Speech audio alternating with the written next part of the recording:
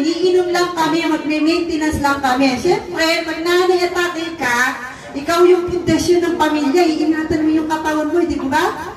Kasi siyempre, tumatanda ka na eh, nagkakaedad ka, pag nagbabot ka na ng 40 plus, nandun na yung marami ka nang nararamdaman sa katawan. So, umiinom siya, hindi ko alam, siya lang mag-isa. Sabi nun, makasarili siya, siya lang mag-isa eh. Tapos, sinabi niya sa akin,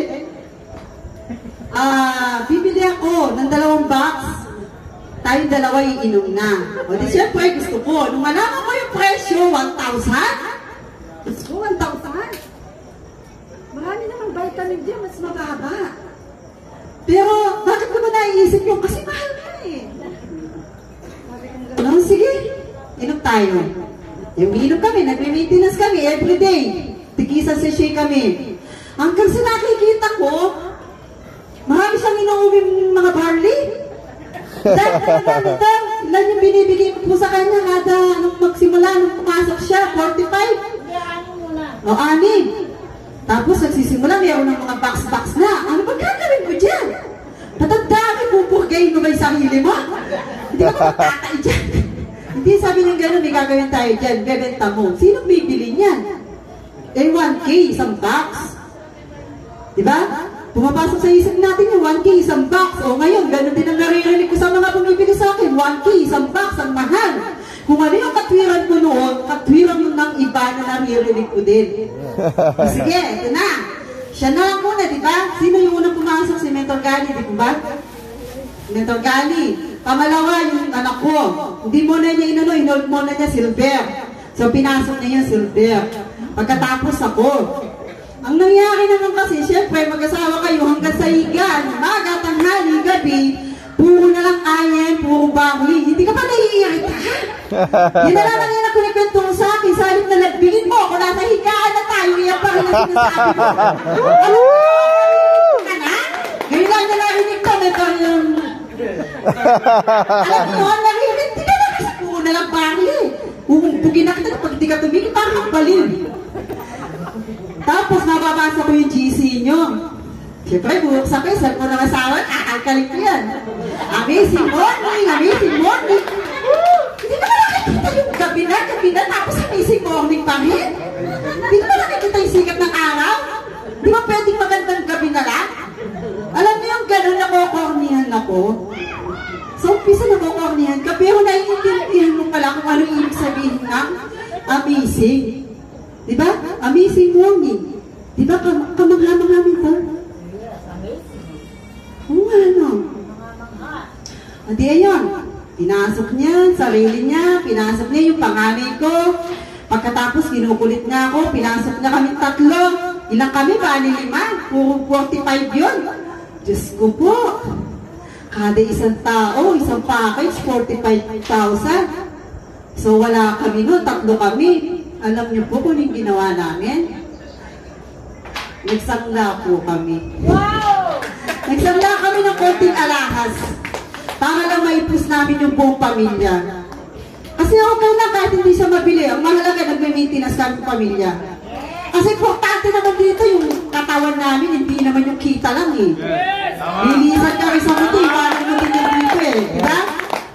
So nakakatuwa. At eto pa, ang nakakatuwa dito kasi tuwing makikinig ako ng amazing, ay nung live, si Mentor Angie lagi nag-aanin eh, naglalagay ng video, no?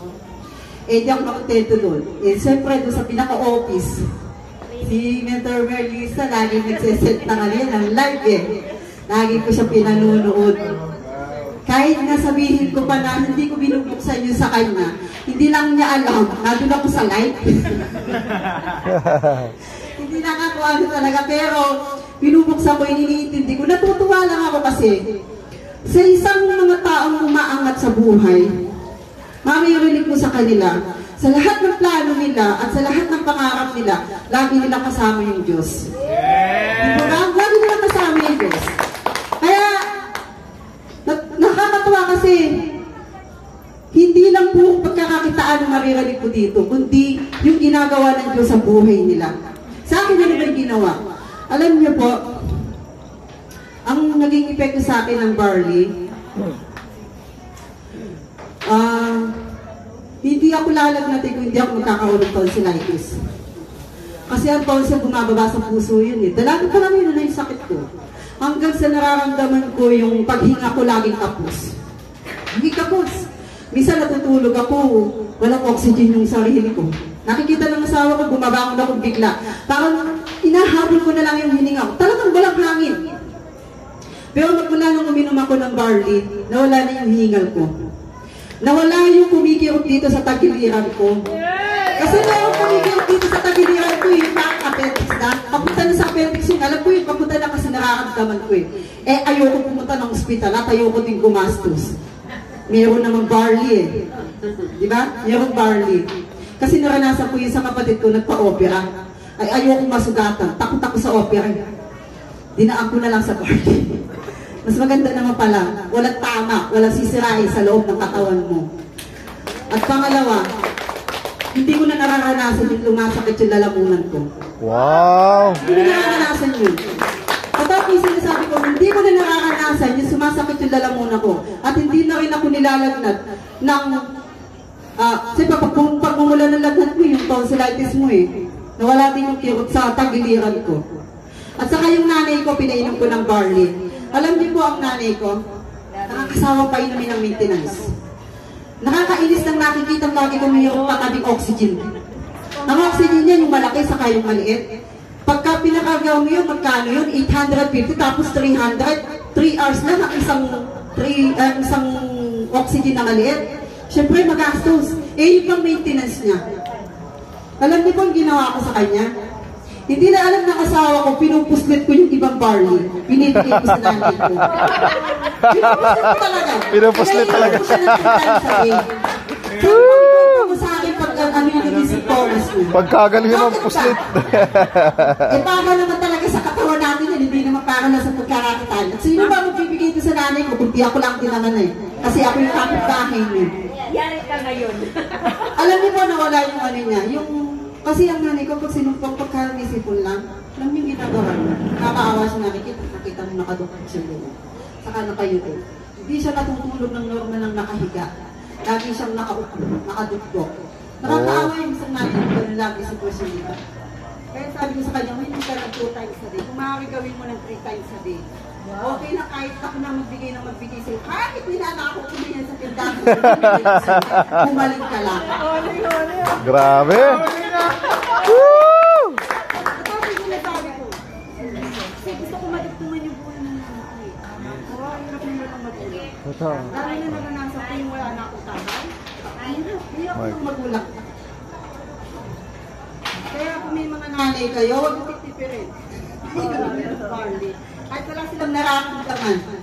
Kasi kahit yung nanay niya umiinom ng barley, ang nanay po niya, nagme-maintenance po yun sa puso. Ang laki ng nauubos. Ang sakit ng nanay niya, sakit ng isang mayaman. Sakit sa puso, sa isang hospital na nakapunta yan. Pero nagme-maintenance pa rin siya ng gamot sa puso. Pero mula nung uminom siya ng barley, yung mga tumpok-tumpok na manas niya, nawala. Wow! Grabe naman yun! Grabe! Kita po namin yung balat niya. Para siya naging lagi siyang blooming. Wow! Lagi siyang blooming. Yung nanay ko, hindi na siya palaging parang pagod. Wow! Sumabalik yung normal na hininga niya. Galing! Nakakita na ba kayo ng isang matandang humihingan? Di ba nakakaawa yung naghahabol ka ng hininga? Yung wala kang naririnig sa kanya, kundi yung isang makina na laging pausok ng pausok. Tapos nakikita mo laging may oxygen sa tabi niya. Akala mo mayroon kang inaalagaan na malala. Di ba? Pero dahil sa barley, sabi ko nga sa kanya, sige lang. Tapos ikwento mo sa akin kung ano yung para alam ko maikwento ko din sa kanila. At saka ikwento mo rin sa mga kamag-anak mo. Kaya pag kami nagtatanong sa akin, yung halimbawa, parang hindi ka na tumatanda. Minom ka ng barley. Yun! Barley. Ay, alam mo hindi sila bibili sa'yo? Sabihin mo lang, minom ka ng barley. Wala kang pambili? Maghintay ka. Pag nagkatira ka, bumili ka. Tama Alam eh. mo yung gano'n, yung kahit pauto lang, sasabihin mo sa kanila. Pero, siyempre, ikaw nga, maghintay ka lang, may bibili din. Tama eh. May bibili din, huwag kang mainit. Pero ako di ako nagsasawang mag-post ng mag-post. Kahit hindi nila inaano, sige, post lang mag-post. Mahindi lang ng mahindi. Hindi na bali, mukha ko hindi mo makita mo lang yung produkto ng barley. Wow. So ito po kami, nagpapasalamat kami sa Ayan, lalo na po kay Mentor Angie. Mentor, nagpapasalamat ako sa iyo dahil sobrang kulit mo.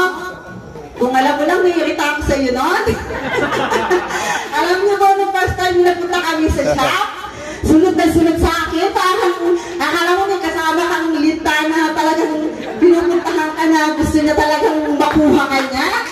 Hanggang sa pag-uwi namin sa bahay, yung asawa ko, ganun din, nakala ko yung tao na talagang gusto niya, mag-member ka. Nagpapasalamat kami kasi kahit walang gano'n, pasok na kaming pamilya. Yes. Pasok na kaming pamilya. So yun lang po, maraming po salamat sa inyo lahat.